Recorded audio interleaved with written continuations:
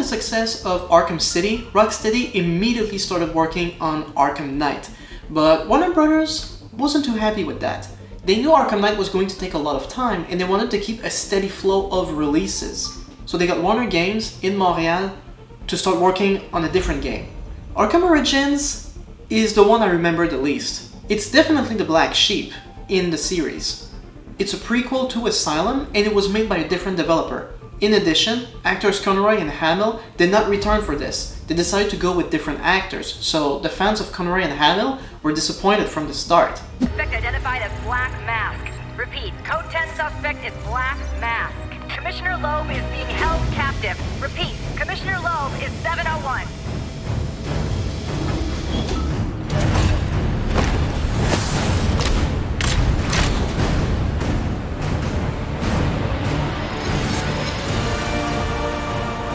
Arkham Origins is set 8 years before Arkham Asylum.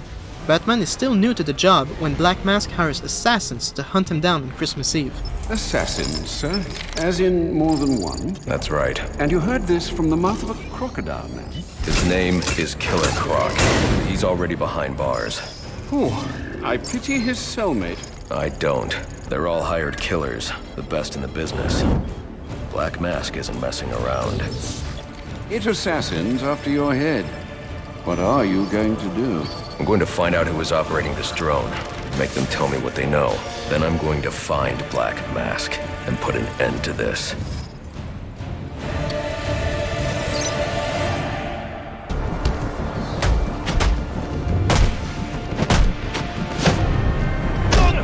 Back when the game was released, people criticized the lack of novelty in the game.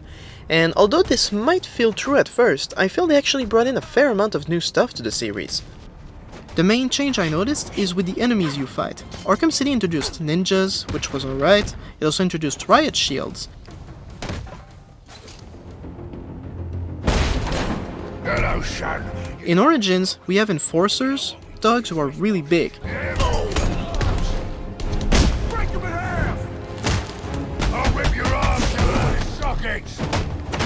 Oh, this is the best part! The kind of guys I'd expect to find running around in the sewers.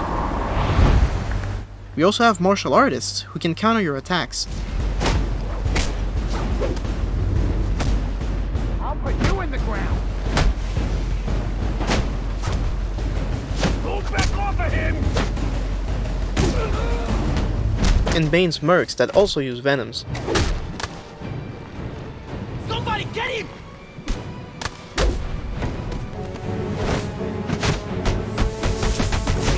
Be ready for anything!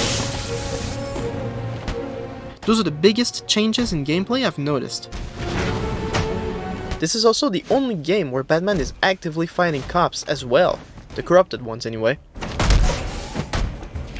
But there's some cool smaller details, like the fact that because Batman is still new, most thugs you face are seeing Batman for the first time, so thugs are often terrified of you. What the hell are you? It's him! The bat! We see it. We own. Let's... Hey, I didn't sign up for getting my ass kicked! I also noticed that the last thug in a fight will usually beg you right before you knock them out. Just tell me what you want!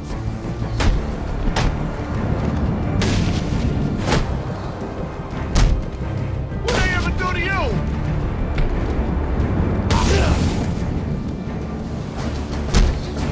I don't want to fight anymore!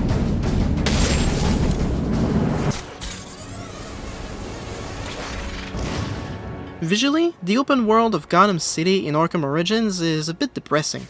They made the map bigger by having both Arkham Island and part of Gotham, but it just seems overkill.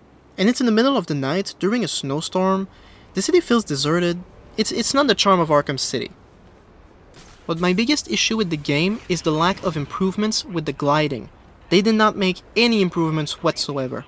Add to that the huge map, and it makes gliding tedious. Getting anywhere takes a while. Crossing the bridge, God, it's boring.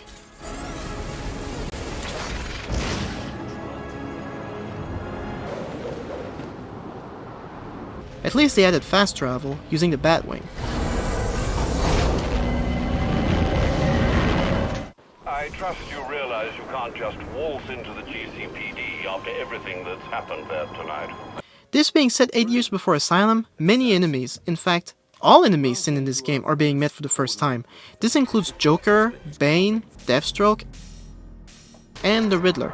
Yes, the Riddler is still here. Well, well, if it isn't the King Thug himself. Who is this? Think of me as a great big mystery, one you're never going to solve. Enigma, then.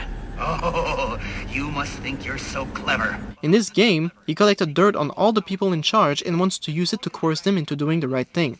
It's actually not a bad idea, but Batman's got issues with theft and blackmail for some reason.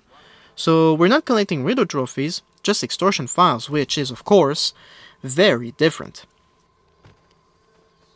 Hold on a bloody minute! So while the gameplay is a little redundant, the story at least is entertaining. Young Batman is very reckless and angry. Black Mask, put a bounty on my head. Where is he? I don't keep tabs on every geezer with a grudge. You're not a popular bloke in this town.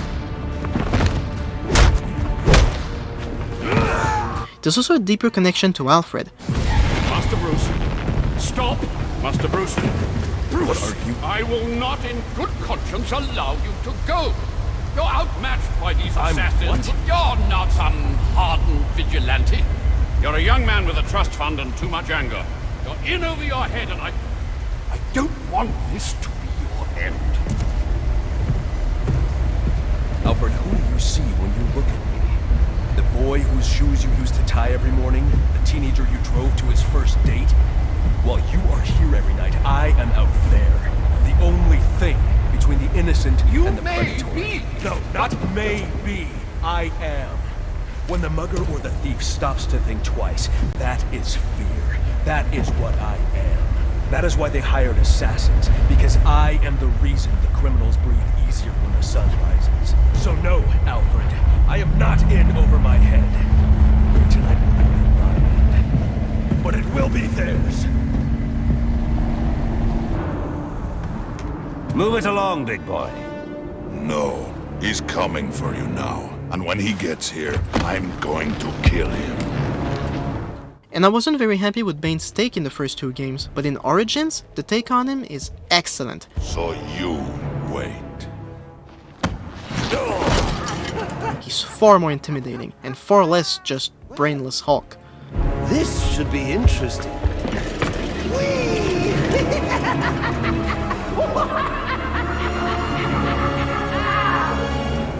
This is also the only Arkham game to feature both the Batcave and Alfred.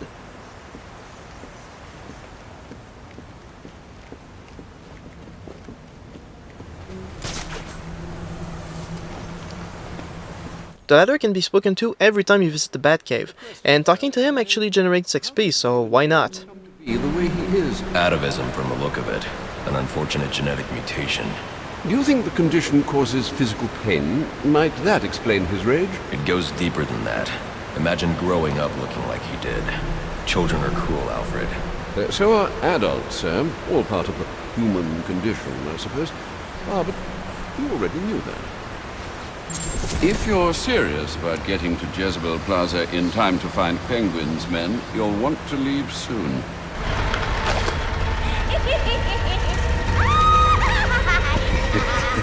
It's been you this whole time.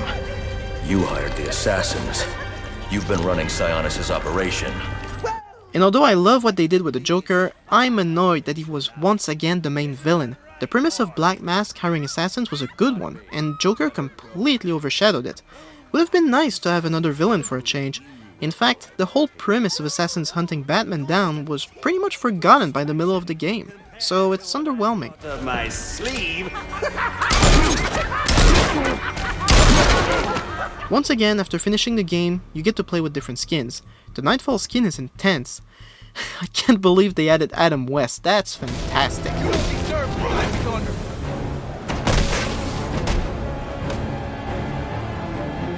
I should have stayed.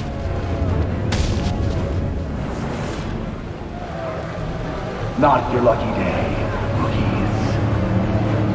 In challenge mode, the game came with a code to redeem Deathstroke. Playing with him is pretty awesome, I don't have any complaints.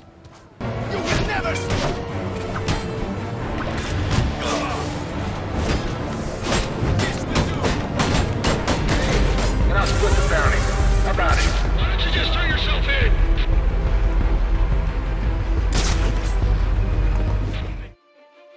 In truth though, I find Arkham Origins to be pretty good.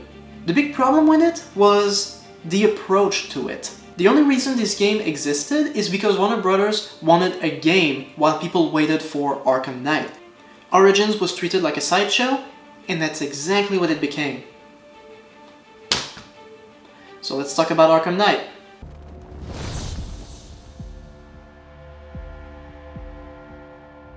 I'll be honest, I was a little mixed about the game when it came out. The graphics and gameplay were the best they had ever been, but the story wasn't all that great.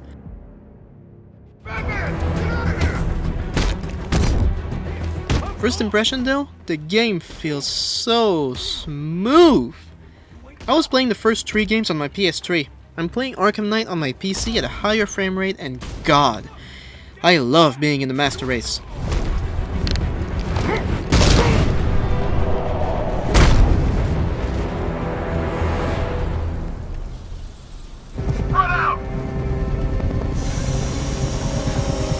In Arkham Knight, the titular, mysterious villain takes over the entire city with his private army, and Scarecrow threatens to release his fear toxin all over the city.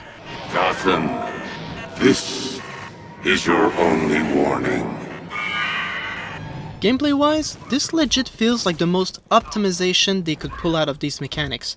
The fighting is flawless. The variation with gadgets and different tactics used by the enemy really made this the best combat experience the developers could make.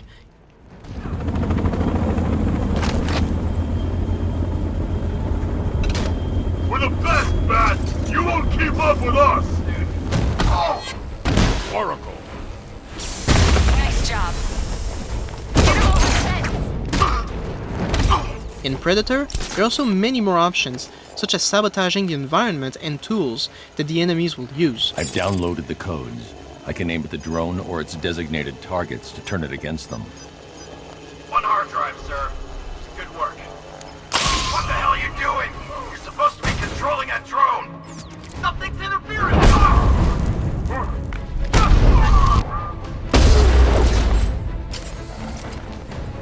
Watch my back while I fix this guy up.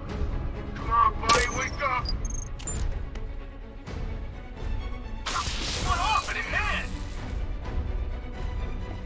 Or tricking the thugs into walking into traps by sending them commands using their boss's voice. It was that stinking bat-faced loser!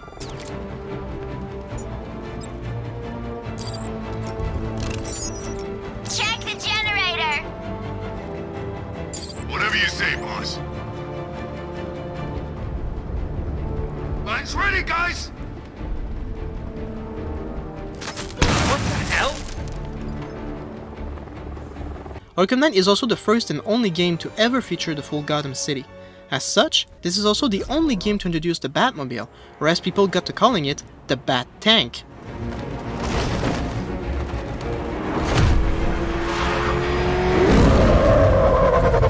I don't get why people were mixed about it. The Bat Tank is awesome. Drone's been hit.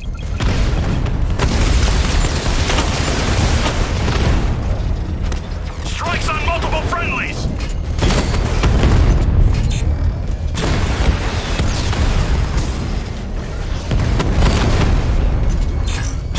Drone holding position. Under fire.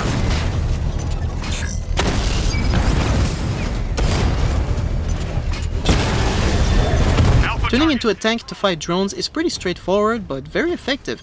It's fun that even with the tank, they had both combat and Predator. Predator being when you're fighting Cobras, tanks that can only be attacked from behind, so it takes strategizing. Cobra offline. I've got support nearby. I'm sending it in. There's a whole world of hurt coming your way, Batman.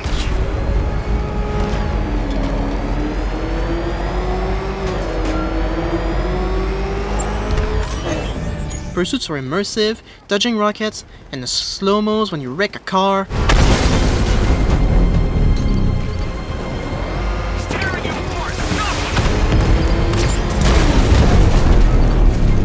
Awesome. Where is he? With Barbara Gordon. She's ours now. And finally, the tank gave us the best interrogation of the entire series. No! You can't do this!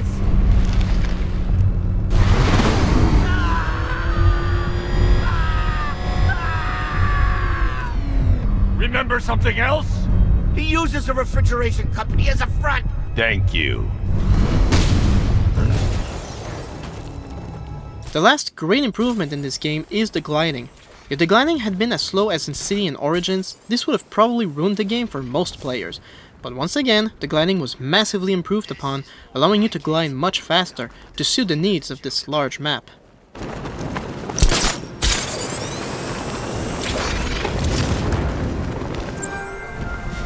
Alfred, I found another body. The mutilation pattern looks to be identical to the previous murder victim. Besides the story, this game also has a lot of side quests, called Most Wanted. The whole point there is to follow all the quest lines until you get to the main villain, so you can put him in jail. These quests include the return of Firefly, Two-Face, Penguin, and can you guess who else? Seriously, just take one guess as to who might make an appearance. Why, hello there, detective. Yes, it's me, your most feared nemesis, the Riddler. Of course, it's the f***ing Riddler. And this time, he's got a whooping 243 riddles to complete. There might have been a time where I felt like completely beating the game, but when I see this, I just don't have it in me. This is made much worse by the fact that to find the locations of riddles, you have to find these goons, who will randomly spawn in the city. Whenever you find one, they'll either run away from you or wait for a bunch of rioters to team up on you. So you have those fights where you have to be careful not to knock the main target out. This is repetitive and boring. Riddler, tell me everything. Screw you! Let's try that again. Okay, I'll talk.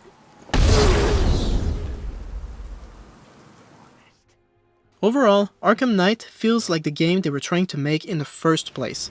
With a huge map, tons of enemies, and lots of freedom to explore and do side missions, this is the most ambitious Batman could ever get.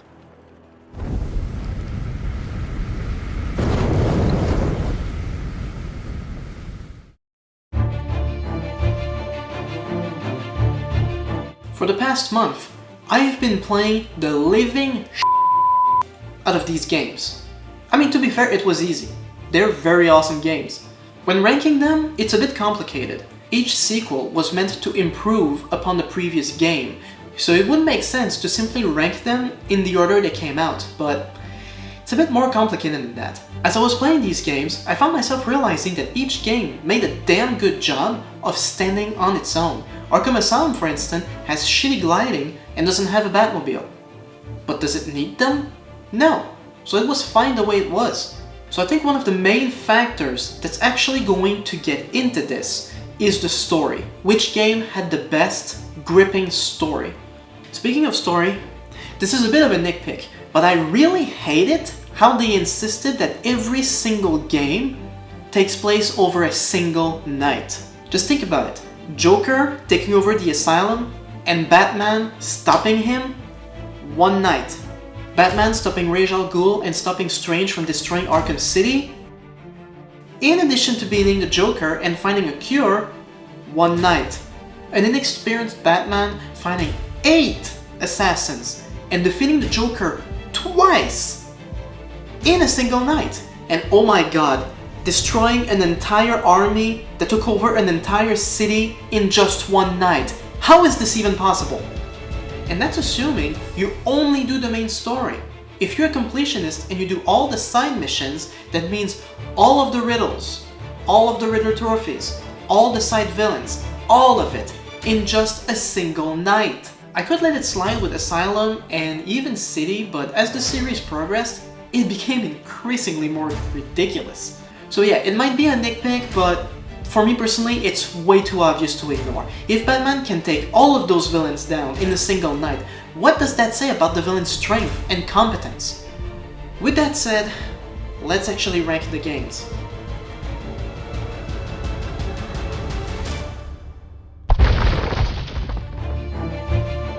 At number 4, I have Arkham Asylum. Like I said in my Age of Empires video, having your first game dead last usually implies it only goes up from there. I honestly don't have any issues with this game. The scope is smaller in comparison to the other games, but what it aimed to do, it did so perfectly. At number 3, I have Arkham Origins.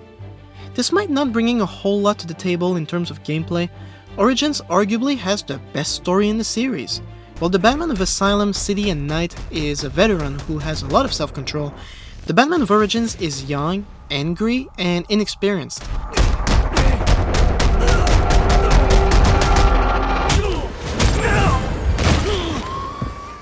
And the game has the best boss fights in the series, specifically Deathstroke and Bane.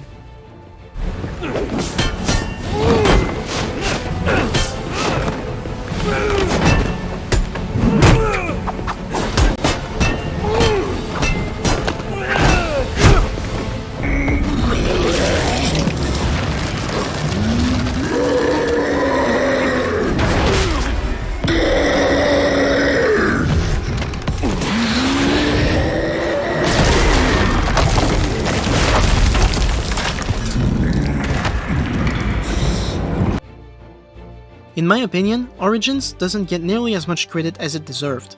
It had a lot going for it, so if you haven't played it in a while, I really suggest you give it another try. You might be surprised.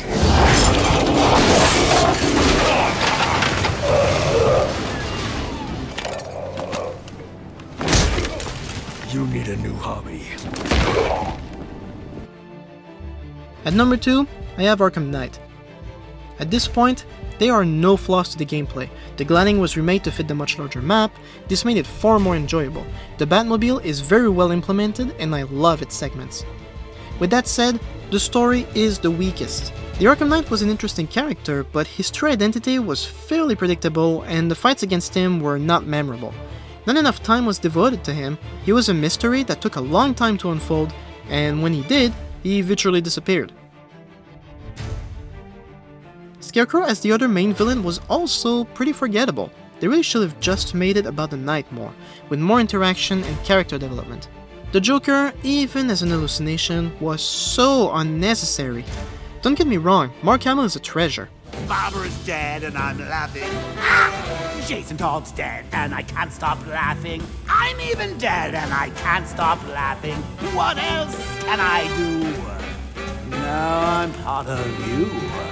But they gotta let the Joker go, man. He's already had 3 games as the main villain. There's more to Batman than just the Joker. And although I love destroying drones with the tank, from a story perspective, it makes no sense. If Batman never kills, and the Arkham Knight knows that, why would he send unmanned drones after Batman? Sir, that tank they have backing them up is unmanned. Good. Seriously, all it would take is people being in those tanks and Batman could not blow them up. And it would be much harder. So the drones are dumb. Overall, Arkham Knight did the gameplay right, but the story was disappointing and the boss fights are the lamest in the entire series.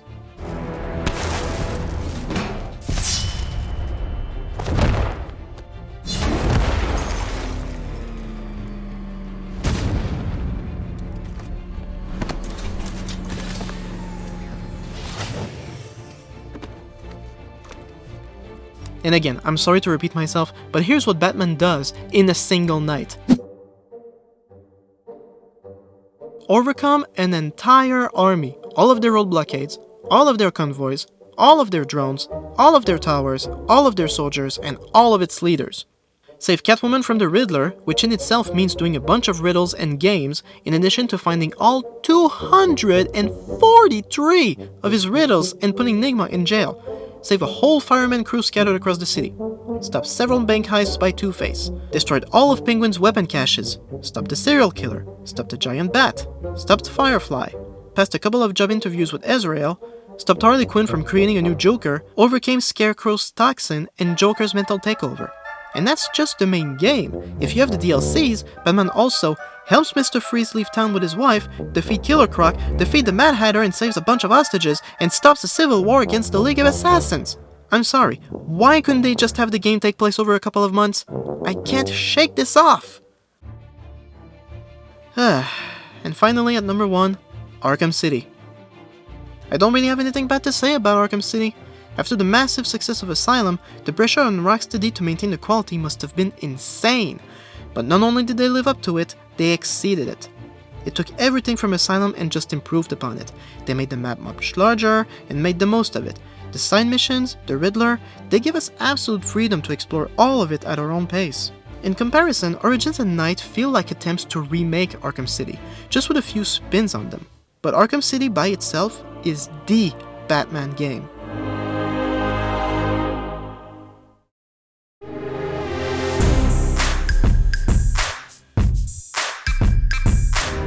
So, that's how I would rank the games.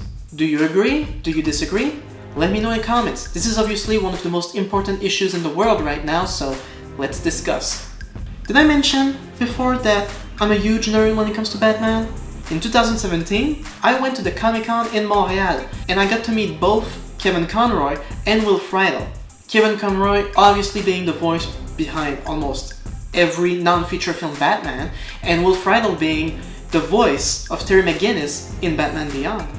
And of course, I got them to sign on their works. And if you're into Batman like me, you'll like to know those things. In his Q&A, Kevin Conroy was asked if he ever turns down a Batman project, and he said no, that he would never did, and he even asked, why would I ever turn down a Batman project? So that's pretty cool. He doesn't seem to be getting tired of the role, and I got to personally ask Will Friedle if he would ever do a Batman video game based on Batman Beyond, and he said he absolutely would, 100%. I hope you know where I'm going with this. Because the truth is, the Arkham games built a legacy. It brought the superhero genre in video games to a whole new level. At the same time, it's pretty clear Rocksteady wanted to end it with Arkham Knight, and I understand. They went about as far as they could. But if there's a slight chance they might do another Batman game a few years down the line, I gotta put it out there. So what would you think we should call it? Arkham Beyond or Beyond Arkham? Either way, the two main actors more or less said that they would absolutely do it. So come on Rocksteady, I want an Arkham game based on Batman Beyond. That would be so awesome. That was a long one, so thank you for watching. If you enjoyed the content, feel free to subscribe. I'll see you next time. Bye bye.